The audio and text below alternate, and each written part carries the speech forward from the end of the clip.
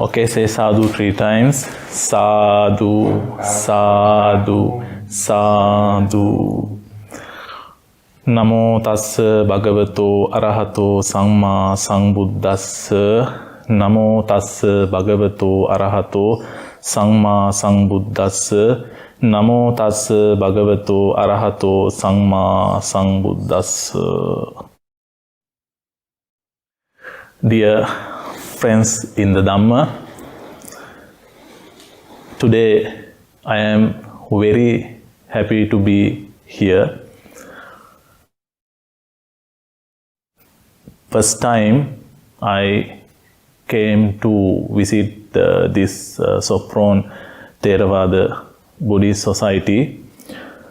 First of all, I would like to thank few friends, Dhamma brothers and sisters, especially Sister Andrea and also her husband Mr. Tommy and all the family members. I knew him as I think years ago, 1 year ago. Then they asked me if you like and you can come to visit Hungary. That's why I decided to come to visit Hungary. That's why I would like to thank all the friends and also especially the president of the Soproni Buddhist Society. Thank you so much.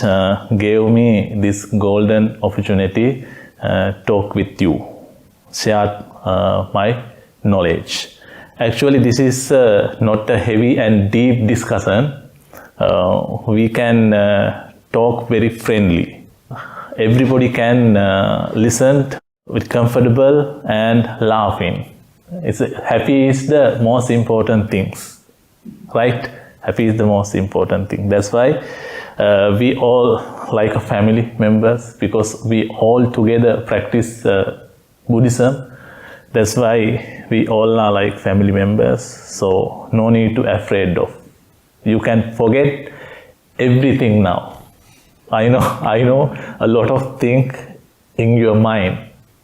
We are carrying so many garbage in the mind. Useless things. Sit comfortable and listen carefully, and we can discuss about some Dhamma, Buddhist doctrine. This is very special occasion. 1, 2, 3, 4, 5, 6, 7. You know, the Buddha's first sermon also participate 5 monks. 5 monks. Actually, Buddha never, after became enlightened, Buddha didn't want to give a speech the people, but Devas came and invited to Buddha, please let know the Dhamma all the people. That's why Buddha decided to give speech others. The first sermon, it was 2600 years ago. Buddha went to the Varanasi. We call that a very important holy place, Isipatana. In that place, Buddha gave the first Dhamma sermon speech. We call that sutra Dhamma Chakkappavatana Sutra, Dhamma Veer. It's a very important sutra. The first Buddha's first sermon. Participate only 5 monks. We call them 5 monks. Only 5. Now we have was 6, 7, right? More than 2 people. Okay, give me a few minutes, then I will introduce myself.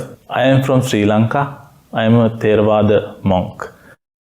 I was born in Sri Lanka, the most famous and popular holy city. It's called Kandy City.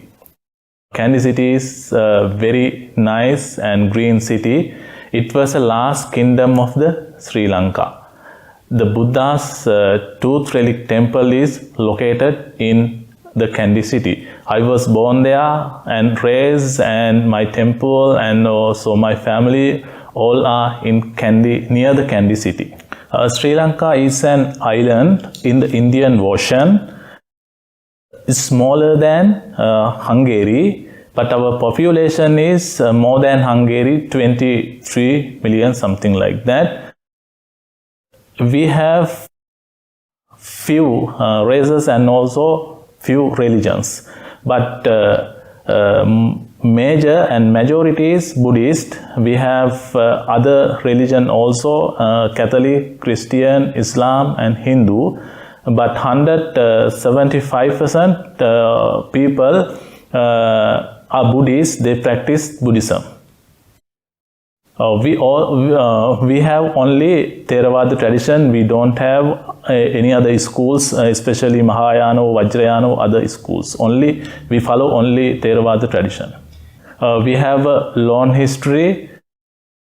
In Sri Lanka, we started Buddhism practice in the Buddha's period about 2,300 years ago. Okay, as I think no need to introduce much, I think that's enough. Then we can start our speech. Actually, I can see all the Tripitaka in this. I download the Pali Tripitaka. Inside, I can see all the Tripitaka. Today, actually, I talk about something. You all interested, I think, about meditation, right? Okay, we can start. I want to talk about something about meditation. Actually, meditation is inner recognition. Inner recognition. I quote some details using the Tripitaka, then we can talk about something meditation.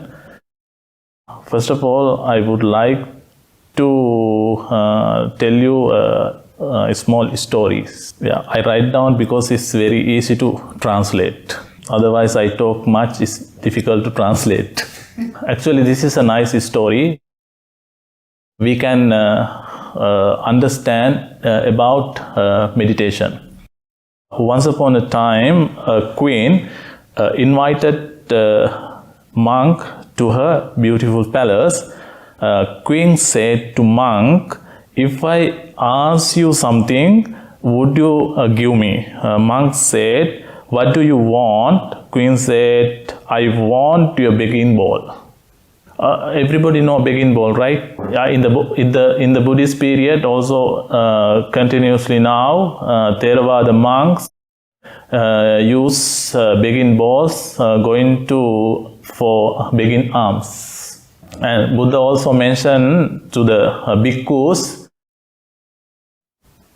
3 robes and also alms bowl. But now it's changed a lot. You can imagine now temple are very luxury, right? Now change. That's the nature of the life. Everything can be changed. In that time, without asking for anything else, monk gave her the begging bowl, which was the only thing he had. Queen took it and in return gave him a golden bowl studded with diamonds. Taking that golden ball, monk started to walk toward his hut. On the way, a thief seized him and started to follow him, the intention of stealing the golden ball. The monk gets to know that thief is following him. He thinks about, because of this golden ball, he will disturb his inner peace of mind, and also thief will have to do a lot of hard work to steal it. So, therefore, it should be given to the thief. Monk think his intention, that thief's intention is steal the ball. That's why he had to do so many things and tricks, and he should work hard. That's why monk decided should give to him this golden ball. Reaching his heart, he throws that ball outside the hut and goes inside. It means thief think that he must be having something more valuable. That's why he doesn't care about this golden ball.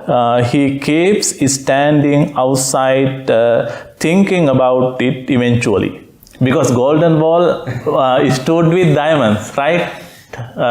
Stood with diamonds. We never throw. Keep it very tight and put it very safe place. But that monk, he went to his heart and put it outside and goes to inside. Thief decides to go inside monk's heart and take a look. He keeps. When he entered the heart, monk was engrossed with meditation. The thief went inside silently and started looking into the heart, but the hut was completely empty.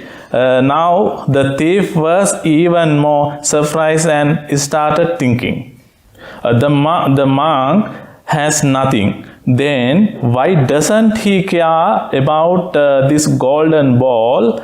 He sat beside the monk and waited for him to come to sense. After some time, the monk got up and saw the thief sitting in front of him. The monk smiled and said, "So you have come." The thief said with folded hand. In that time, the thief said, "Sir, I was following you from the palace till your hut. Please tell me why you threw that golden ball out. What do you have that is more valuable than that golden ball?" That's the point. Yeah. The monk smiled and said, my dear friend, I have inner treasure of meditation, in front of which all the wealth of this world has no value." Hearing these few words, they fall at the feet of the monk and said, "Dear Venerable Sir, please forgive me. I came here to rob you. But you are a saintly person. Now I don't want materialistic wealth. Please give me a little out of your treasure of meditation." Monk smiled and said, "My dear friend, you too can find the inner pleasure that have found." The thief said, "Venerable Sir, but I don't know how to meditate. Please tell me how to meditate." The monk said, "My dear friend, meditation is not very difficult. Meditation is very, very easy." What do you think about meditation? Is very easy? According to this story, that monk said to the thief, "My dear friend, you don't worry. Meditation is very easy, not difficult. In fact, there is nothing to be done in meditation." But we think meditation is the most difficult thing, right? A lot of people practice other two, sila, Sila means discipline, morality, and also dana means alms. Both of way we practice, but a lot of people don't try to practice meditation because of people think meditation is very difficult. That monk advised to the thief. Actually, you have to do meditation. I will teach you. Just find a quiet and relaxing place where no one can disturb you. That's the important things. That's why Buddha said when we are running a family life in the house, it's very difficult to find a peace and relaxed place, right? So many people, they come and disturb us. That's why very difficult. Then a monk advised to the thief, sit on a mat so that you cannot have contact, you have contact with the earth. The mean is try to sit the proper way. Back remain straight. Back remain straight. Place your palms on your knees facing the sky. Other way also, and you can your hand, right hand put on the left hand. Now you can close your eyes, take some long and deep breath. After that, slowly and slowly let the breath return to normal, and with your mind keep watching your breath coming in and out. Don't let go even single breath without watching. Just keep watching your breath, inhale and exhale. Keep watching like a watchman. In between your mind will under here and there. Sometime your mind will start thinking about something else. When even it happens, focus your mind again on your breath. Don't do anything else. Thus, consequently, watch your breath come and go. Watching the breath slowly and slowly, your breath will slow down. As the breath slow down, and so will your mind calm down slowly. And slowly and slowly, regularly, there will become a moment when your thoughts will completely disappear. And your mind will drown in the ocean of peace. This is the state of deep meditation. The thief started meditating as told by the monk. He stopped stealing, and slowly his life changed. If we see, we will find that. If we see, we will find that most of the people want to meditate, but they don't know how to meditate. There are many ways and methods of doing meditation, but the most popular and effective method among them is Anapanasati meditation, which is part of Vipassana meditation. Actually, you all know we have two meditation, the samatha and also meditation. Samatha we call tranquility, and the Vipassana we call insight. When we do samatha meditation, we can concentrate our mind and we can go to 4 steps. But practicing samatha meditation, we cannot see insight. When we do insight meditation, it means Vipassana meditation, we can see our insight. This method of meditation was invented by Gautama Buddha about 2600 years ago. The samatha meditation already had in that time. Buddha practiced that samatha meditation, but he couldn't get what he wanted.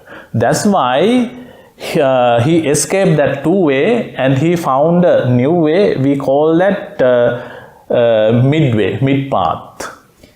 This method of meditation in a single day, for this you have no practice for a long period, long time, little bit regular, practicing every day. In this you cannot get result.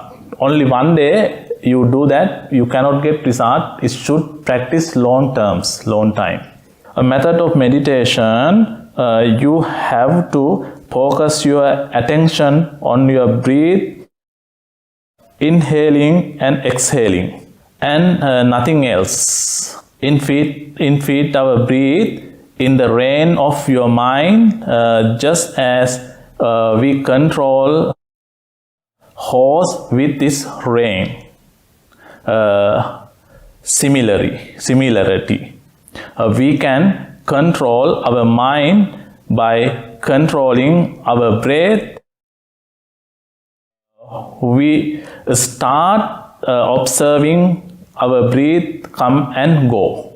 Our breath is started to slow down, and as your breath slow down and your thought is started to subside, and over some time there will come a little when your mind will become completely silent, and you will fall in fight please with the long practice, feeling yourself separate from your mind and body. This is the state of deep meditation. This is the end of suffering. Actually, that lesson, that monk taught to that thief. Then thief changed his mind and he started to meditation.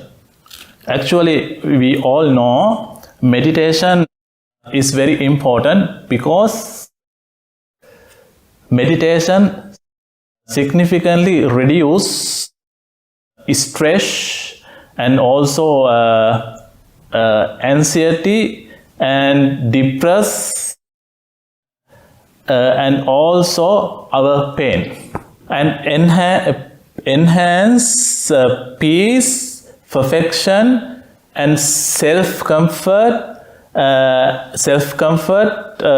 also self-comfort and also well-being. Yeah, especially we can reduce physical and neurological and cardio vessels. Meditation for recognition the inside. Actually, where a lot of people think meditation is very difficult, and also a lot of people think that's why we cannot practice, but not like that. Its most important thing is mindfulness. When we practice and when we meditate, we can reduce our mind and physical pain, all the things. Actually, we have 3 meritorious deeds. First one is dana, so alms.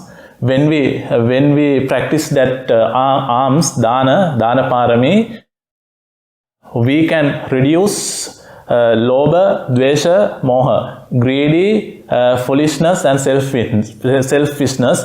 When we practice sila, we can control our body and also mouth. When we do meditation, we can control our mind.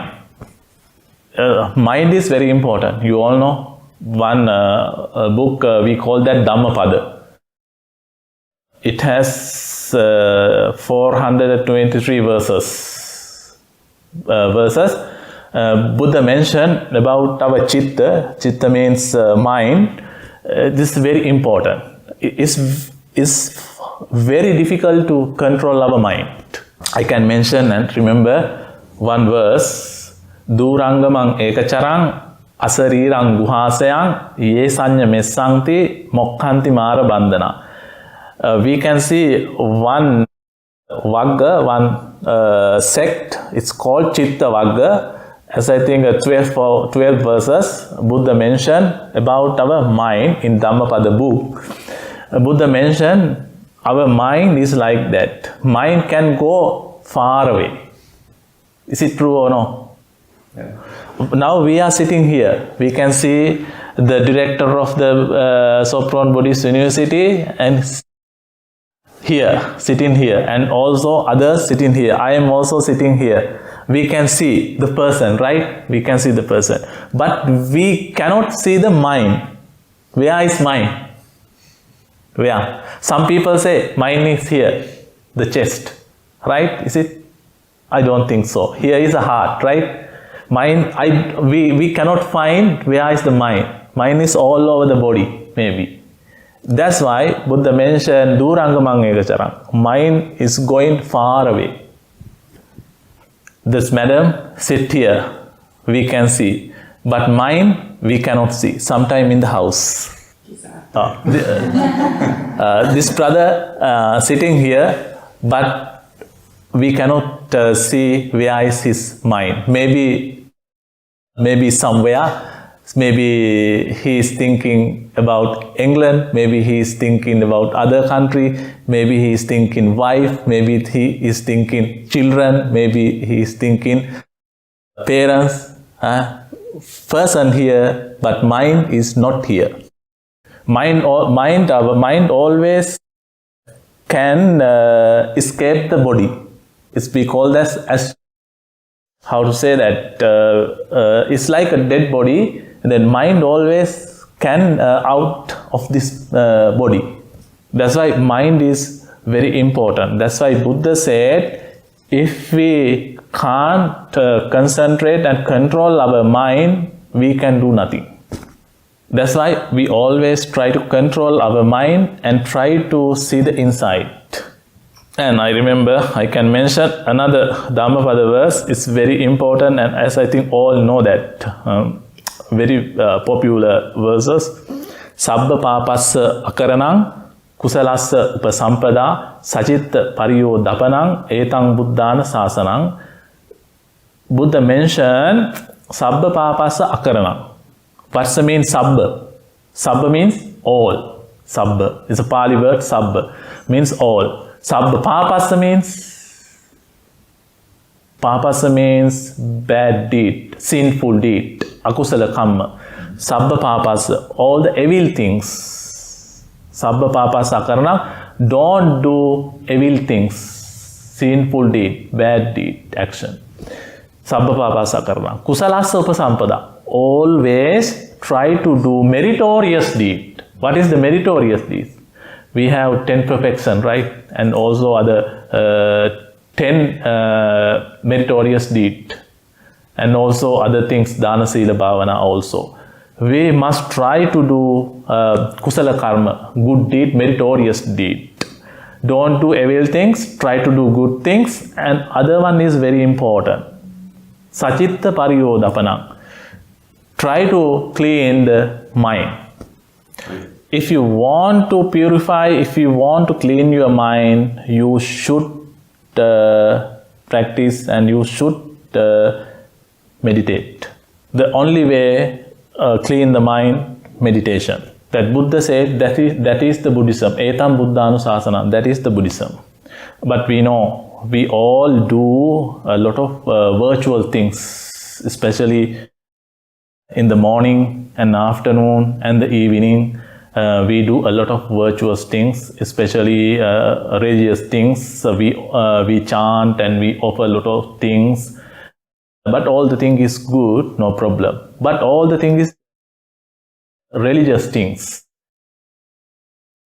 Buddha is our great master. That's why we should respect to the Buddha. It's okay, no problem. But we must try to understand what taught the Buddha. Actually, a lot of people, you know, not only Hungary, not only Sri Lanka, but also other countries, a lot of practitioners and a lot of followers, Buddhist people, they think Buddhism is doing that kind of religious things, is Buddhism. Actually, Buddhism is not a religion. A lot of people misguide, Buddhism is not a religion. But Buddhism has some religious influence because of the cultural. In Sri Lanka, Buddhism also mixed together some traditional and religious things and cultural things. That's why a lot of people think Buddhism is that. Buddhism is a philosophy completely. That's why we have to practice. A lot of people, I saw some mantras or something, muttering and also whispering, muttering, but they don't want to understand the real philosophy of the Buddha. In our day-to-day life, we should practice and follow the Buddha. Then we must encourage, especially our young people, your daughters and your sons and young people. We have to encourage them study about Buddhism. Meanwhile, ago when we talk chit-chat in the outside, we talk about Buddhism not only for Buddhist philosophy for all the beings and universe. I want to ask you, Buddha is Buddhist? Buddha is Buddhist? No, Buddha is a philosopher. Yeah, Buddha is universe. Where there are practitioners, there is Buddhism.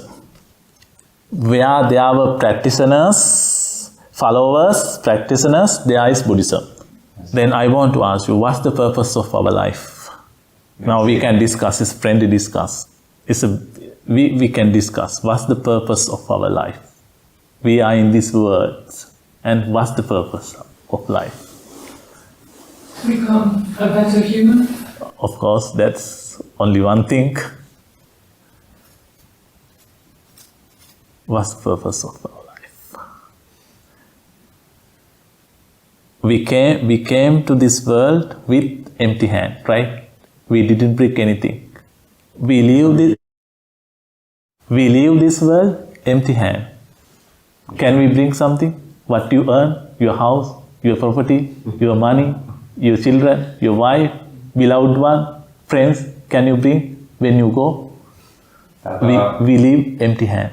What? We can bring only one thing. What is that? We can bring only one thing. What is that? We came to this world empty hand. We leave this world empty hand. We cannot bring. We didn't bring any property or any physical things. When we born, we have our clothes also. Birth suit, we call that birth suit. And when we leave this world, we cannot bring any physical materialistic things, physical things, what we earn in this world. Then we can bring only one thing. What's that? What do you think about that? Direction? Yeah. We can only bring what we done in this world. It's mean karma. Karma. Always karma with us. It's like a shadow coming behind us. We can only bring karma. Karma means action, right? We can bring only karma. Kusala karma and akusala karma. Good karma and bad karma we can bring. Yeah, life is, sansaric life is like a wheel, circle. It's very long. Yeah, it's very long. That's why before the nirvana, before the liberation, all the things suffering. Buddha mentioned us anicca, dukkha, anatma. Anicca means impermanence. Dukkha means sad, sorrow, suffering. That's why Buddha said, don't take anything of mine. In the first sermon, Dhammacakkappavattana Sutta, Buddha mentioned about dukkha, suffer. Jatipi dukkha, jarapi dukkha, vyadipi dukkho, maranampi dukkha, yampiccan nalapatitangpi dukkha, sankittena panchupada nakkanda dukkha. Buddha mentioned. Jati means born, is suffer. Jatipi dukkha, vyadipi dukkha, jarapi dukkha. Getting old, also suffer. Vyadipi dukkha. Getting sick, also suffer. Maranampi dukkam. Die, also suffer. That 4 things. And we have other things a lot, right? We have other things a lot, suffering. That's why Buddha mentioned before liberation, before nirvana, all the things, suffering, impermanence. That's why always we must try to do good things and not try to evil things, and try to purify and clean your mind. Then one day we can reach our goal, nirvana.